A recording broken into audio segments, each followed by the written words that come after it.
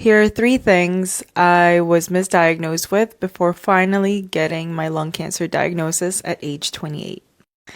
They said, hey, it could be tuberculosis because you were born and raised in the Philippines, or it could be a lung infection because you travel so much.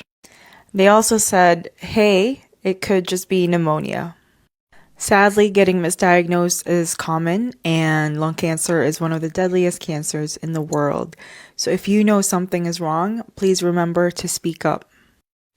It's okay to keep finding the right MD, right physicians that will not dismiss your symptoms.